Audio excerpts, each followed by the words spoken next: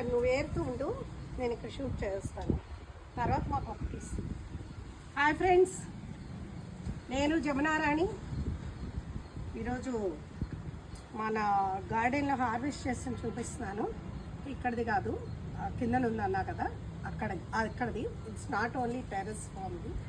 So ఇప్పుడు ఎలా వెళ్ళాలి మనం? ఇప్పుడు బండ్లు ఉంటాయి కదా, అలా ఉంది ఇది కదా.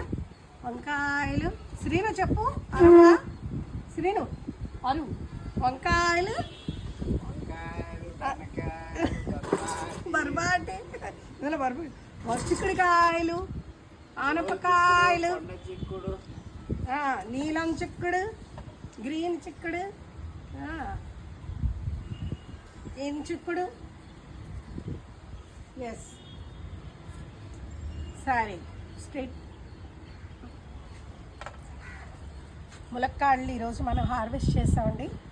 ములక్కాడలు ముందుగా వెజిటబుల్స్ చెప్తాను.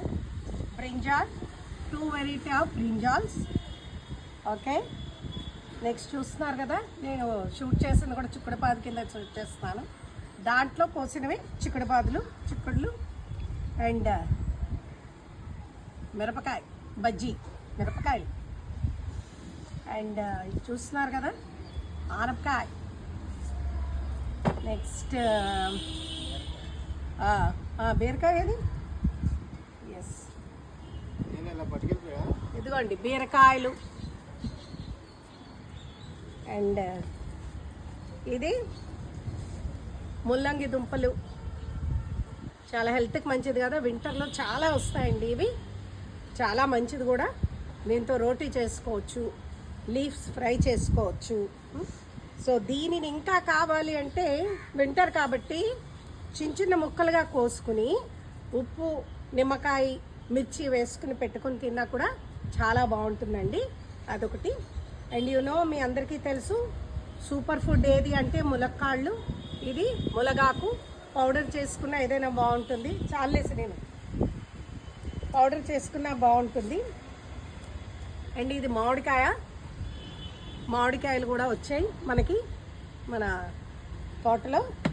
అండ్ దిస్ ఇది చూస్తున్నారు కదా, ఇది తోటకూర. సో తోటకూర చాలా మంచిది గట్కి కూడా. సో చాలా మంచిది, ఇది చాలా టేస్ట్ కూడా ఉంటుంది. నన్ను అడిగితే అన్ని ఆకుకూరల్లో రుచిగా ఉండేది తోటకూర మాత్రం. ఆహా ఏమి రుచి అనరా తోటకూరకి. సో ఇవి పువ్వులండి, పిలువదళాలు. సో ఇవన్నీ వెరైటీస్. అండ్ చూపెట్టాను కదా మీకు వంకాయలు, బెండకాయలు కూడా ఉన్నాయి, కొన్ని ఎక్కువ లేదు, సాంబార్కి సరిపడేలాగా. సో బెండకాయలు ఉన్నాయి, అన్నీ టోటల్గా చెప్తాను ఇప్పుడు.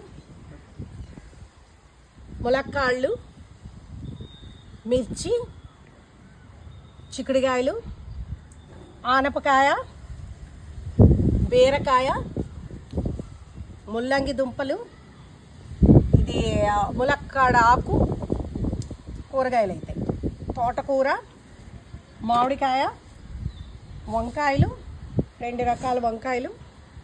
అండ్ వీటన్నిటికీ కూడా ఇది లేనిదే జరగనిది ఏమిటి అంటే పోపు వేయాలి అంటే మనకు ఉండాలి కరివేపాకు.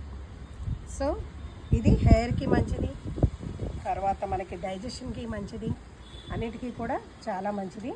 ఒక రకంగా ములక్కాడ ఆకు తర్వాత ఇదే అన్నమాట, మొరింగా లీవ్స్ తర్వాత కరివేపాకు ఈజ్ ద బెస్ట్ లీవ్స్.